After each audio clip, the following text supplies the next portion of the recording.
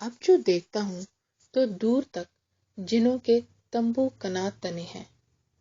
سارا علاقہ جنوں سے پٹا پڑا ہے. سب خوبصورت لباس پہنے ہوئے ہیں. آخر شاہی خیمے میں پہنچا. دیکھا کہ ہر طرف روشنی کا بندوبست ہے. کرسیاں سلیقے سے رکھی ہوئی ہیں. عالم فاضل، درویش اور امیر وزیر سبھی دیوان میں اپنی اپنی جگہ پر بیٹھے ہیں. خادم ہاتھ باندھے کھڑے ہیں اور بیچ میں ایک جڑاؤ تخت پر بادشاہ موتیوں کا تاج پہنے تکیے لگائے بڑی شان سے بیٹھا ہے.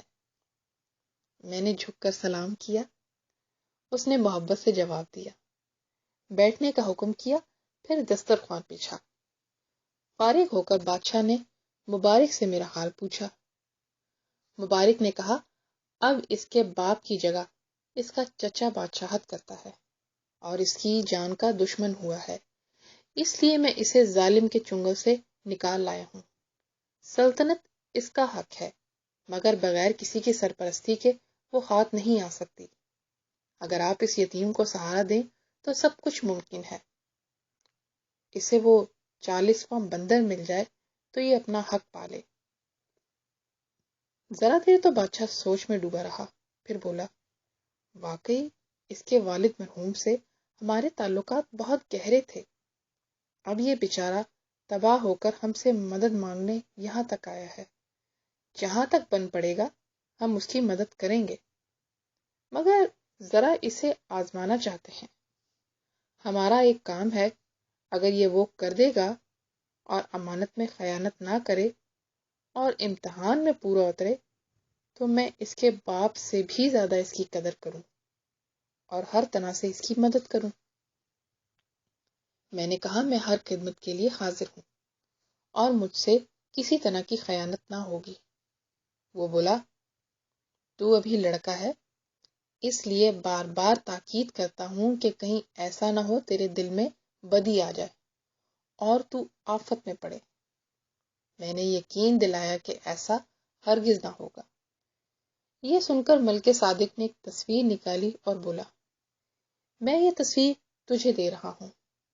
جس کی یہ تصویر ہے اسے ڈھونڈ نکال اور جب اسے پائے تو کہنا کہ یہ صادق تیرے لیے دیوانہ ہوا ہے. اگر تو اسے مجھ تک لے آئے گا تو تیرا یہ کہا ٹھیک تبھی مانوں گا، نہیں تو جیسا کرے گا ویسا پائے گا.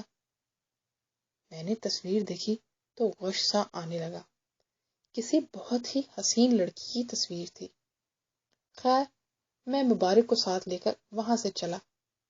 گاؤں گاؤں، بستی بستی، شہر شہر اسے ڈھونڈنے لگا. ہر جگہ پوچھتا اور کوئی نہ بتاتا کہ اسے کہاں دیکھا ہے. 7 برس یہی ہوتا رہا. ایک دن میرا ایک ایسی بستی میں گزر ہوا جہاں ہر آدمی اللہ سے توبہ کرتا پھرتا تھا. وہاں ایک ہندوستانی فقیر کو دیکھا کہ بھیک مانگتا پھرتا ہے، مگر نہ تو اسے کوئی ایک کوڑی دیتا ہے نہ روٹی کا ایک نوالا. مجھے حیرت بھی ہوئی اور اس کے حال پر رحم بھی آیا. جیب سے ایک اشرفی نکال کر اس کے ہاتھ پر رکھ دی. وہ دعائیں دینے لگا. بولا، اے داتا، خدا تیرا بھلا کرے، شاید تو مسافر ہے، یہاں کا رہنے والا نہیں. میں نے کہا، ہاں سچ کہتے ہو. 7 برس سے ایک کام کے لیے آوارہ پھرتا ہوں مگر وہ کام نہیں بنتا. آج تمہارے شہر میں آ نکلا ہوں. وہ بوڑھا دعائیں دیتا ہوا چلا گیا. میں بھی اس بوڑھے کے پیچھے پیچھے چلتا گیا. شہر کے باہر ایک عالی شان مکان نظر آیا. وہ بوڑھا اس کے اندر چلا گیا. میں بھی پیچھے گیا. دیکھا کہ عمارت جگہ جگہ سے گر رہی ہے اور مدتوں سے مرمت نہیں ہوئی. میں نے دل میں سوچا کہ یہ محل تو بادشاہوں کے لائق ہے. جب بنا ہوگا تو اس کی کیا شان رہی ہوگی. جانے اب یہ کیوں اجڑا پڑا ہے اور یہ فقیر اس میں کیوں بستا ہے. وہ بوڑھا لاٹھی ٹیکتا چلا جاتا تھا. اتنے میں کسی کی آواز آئی، کیوں ابا، خیر تو ہے؟ آج اتنے سویرے کیوں لوٹ آئے؟ بوڑھے نے جواب دیا، بیٹی، آج خدا نے ایک مسافر کو مجھ پر مہربان کیا. اس نے مجھے ایک اشرفی دی۔ بہت دنوں سے پیٹ بھر کے کھانا نہ کھایا تھا، اس لیے گوشت، مسالہ، گھی، تیل، آٹا، نون مول لایا ہوں۔ تیرے لیے کپڑا بھی لایا ہوں۔ کسی کام کے لیے وہ سخی 7 برس سے آوارہ پھرتا ہے۔ مجھے اس کا مطلب تو معلوم نہیں، مگر اللہ سب جاننے والا ہے۔ اس کے لیے دعا کریں، شاید ہم خدا بے قصوں کی دعا قبول کر لے۔ مجھے اس کے حال پر بڑا ترس آیا، جی چاہا کہ 20 اشرفیاں اور دوں۔ اتنے میں اس آواز کی طرف نظر اٹھ گئی۔ ایک لڑکی دکھائی دی، صورت بالکل ویسی ہی تھی جیسی تصویر مجھے جنوں کے بادشاہ نے دی تھی۔ اسے دیکھ کر میں بے ہوش ہو گیا۔ مبارک نے مجھے سنبھالا اور ہوا کرنے لگا۔ ہوش آیا تو نظر پھر اسی طرف اٹھی۔ اس لڑکی نے کہا، اے جوان، شرم کر، کسی غیر لڑکی کو کیوں تکتا ہے؟ میں نے اس کی آواز سنی تو حالت اور بھی بگڑی۔ میں نے کہا، اس مکان کے رہنے والوں، مجھ پر رحم کرو۔ اس بوڑھے نے میری آواز پہچان کر اندر بلایا اور گلے لگا لیا۔ بوڑھے نے مجھ سے پوچھا، آخر تو کس کام کے لیے 7 برس سے برباد ہے؟ میں نے ملک صادق کا نام نہ لیا، صرف اتنا کہا کہ میں چین کا بادشاہ ہوں۔ میرے باپ نے ایک سوداگر سے لاکھوں روپے میں یہ تصویر لی تھی۔ اسے دیکھ کر میں دیوانہ ہو گیا۔ تھوڑی سی کنفیوژن ہے، میرا خیال ہے کہ وہ جس گلی سے گزر رہا تھا وہ آواز کسی گلی کے گھر میں سے آئی تھی، جو اس فقیر کو اس نے پکار کے کچھ کہا تھا کہ تم آج وہاں سے تھوڑی سی میں یہ تو بس ایک محلے میں بستی میں انٹر ہوا جہاں پہ ایک فقیر کو کوئی پیسے نہیں دے رہا تھا، اور وہاں ایک گھر سے اس کو آواز آتی ہے، لیکن یہ اس کی بیٹی نہیں ہے۔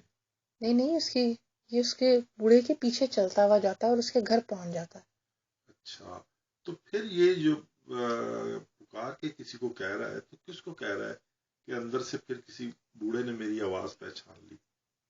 ہوا یہ ہے کہ اس نے ان کی گفتگو جو ہے گھر کے باہر سے سن لی ہے، اور اندر ان کی یہ گفتگو ہو رہی ہے، یعنی کہ سمجھیں کہ یہ کانشیسلی ان کی باتیں سن رہا ہے۔ اور جب پھر کھڑکی کے تھرو اس نے لڑکی کو دیکھ لیا اس میں سے، اور پھر اس لڑکے کی آواز جانی پہچانی بوڑھے کو جب لگی تو اس نے تب اس کو اندر بلا لیا۔ میرے باپ نے ایک سوداگر سے لاکھوں روپے میں یہ تصویر لی تھی۔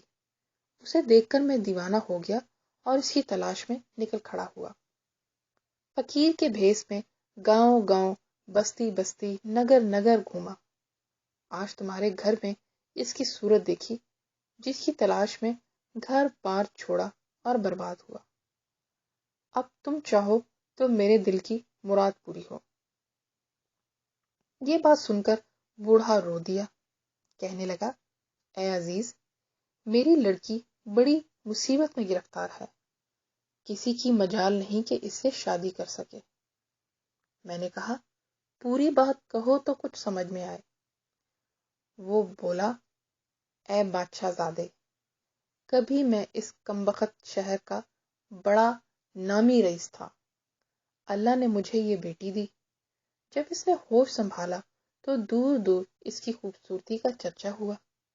شہزادے نے تعریف سنی تو اس پر بن دیکھے فریفتہ ہوا، کھانا پینا چھوڑ دیا، اٹھوائی کھٹوائی لے کر پڑ گیا۔ بادشاہ کو خبر ہوئی تو اس نے مجھے بلایا، بڑی محبت سے بٹھایا اور رشتے کی بات نکالی۔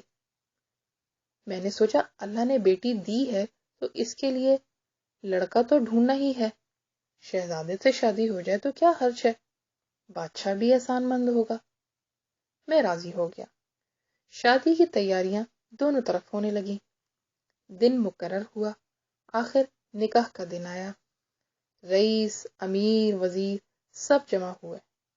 قاضی نے نکاح پڑھایا اور اسے رخصت کیا گیا۔ شہزادہ دلہن کے کمرے میں داخل ہوا تو بڑا زبردست شور ہوا. کسی کی کچھ سمجھ میں نہ آیا. سب دوڑ پڑے مگر دروازہ اندر سے بند تھا. بڑی مشکل سے کنوار توڑے گئے تو دیکھا شہزادے کا سر کٹا ہوا خاک میں تڑپتا ہے. دلہن الگ پڑی تڑپتی ہے. بادشاہ کو خبر ہوئی تو سر پیٹتا ہوا دوڑا. عالم فاضل سبھی جمع ہوئے مگر کسی کی کچھ سمجھ میں نہ آیا. بادشاہ نے غصے سے حکم دیا کہ اس منحوس لڑکی کا سر کاٹ دو. جوں ہی یہ بات اس کے منہ سے نکلی پھر اسی طرح کا شور ہوا. بادشاہ ڈر کے بھاگ نکلا. اس لڑکی کو میرے گھر پہنچا دیا گیا. اس دن سے یہ سب میری جان کے دشمن ہو گئے. چہلم کے بعد بادشاہ نے اپنے وزیروں اور امیروں سے پوچھا کہ اب کیا ہونا چاہیے. انہوں نے کہا اب اور تو کچھ نہیں ہو سکتا. دل کی تسلی اور صبر کے واسطے اس لڑکی کو باپ سمیت مروا ڈالیے. ان کا گھر بار سب ضبط کر لیجیے. یہ سزا طے پا گئی تو کوتوال کو حکم ہوا کہ اس پر عمل کیا جائے. اس نے اپنے آدمیوں کے ساتھ آ کر میری حویلی کو گھیر لیا اور دروازے پر نرسنگا بجنے لگا. جب ان لوگوں نے اندر گھسنے کی کوشش کی تو ان پر آسمان سے پتھر برسنے لگے. سب سپاہی ادھر ادھر بھاگ گئے. ادھر بادشاہ سے کسی نے کڑکدار آواز میں کہا خبردار ان دونوں کو ستائے گا تو کڑی سزا پائے گا. ڈر کے مارے بادشاہ کو بخار چڑھا اور حکم دیا کہ ان دونوں سے کوئی کچھ نہ کہے. اس دن سے اس شہر کے سب آدمی ڈرے سہمے رہتے ہیں. گنڈے تعویذ کراتے ہیں اور ہر وقت خدا سے توبہ کرتے رہتے ہیں. مگر کسی کو یہ معلوم نہیں کہ یہ بھید کیا ہے. میں نے اس لڑکی سے ایک بار پوچھا کہ تو نے کیا دیکھا تھا تو اس نے بتایا کہ اور تو میں نے کچھ نہیں دیکھا نہ جانتی ہوں. لیکن جب شہزادہ کمرے میں داخل ہوا تو زور کا شور ہوا. کمرے کی چھت پھٹ گئی. اس راستے سے ایک تخت اندر داخل ہوا. اس پر ایک خوبصورت نوجوان بیٹھا تھا.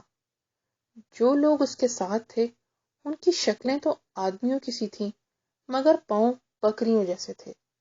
میرا دل دھڑکنے لگا. ڈر کے مارے میں بے ہوش ہو گئی. پھر مجھے خبر نہیں کہ کیا ہوا. اس دن سے میرا یہ حال ہے کہ اس ٹوٹے پھوٹے مکان میں پڑا ہوں. بھیک مانگتا ہوں تو کوئی کوڑی نہیں دیتا.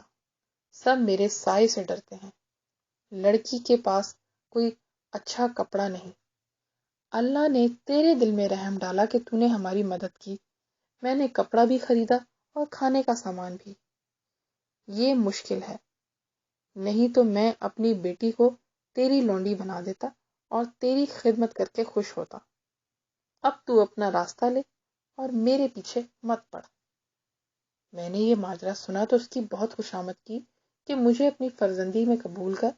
میری قسمت میں جو لکھا ہوگا وہ ہو کر رہے گا. مگر وہ کسی طرح نہ مانا. مبارک نے بھی اپنا سا زور لگایا مگر بات نہ بنی. رات بھر نیند نہ آئی اور عجیب ادھیڑ بن میں رہا. سوچتا رہا کہ اگر بوڑھا راضی ہو بھی گیا تو کیا ہوگا. یہ لڑکی مجھے جی سے پسند ہے اور اس سے شادی کرنا چاہتا ہوں.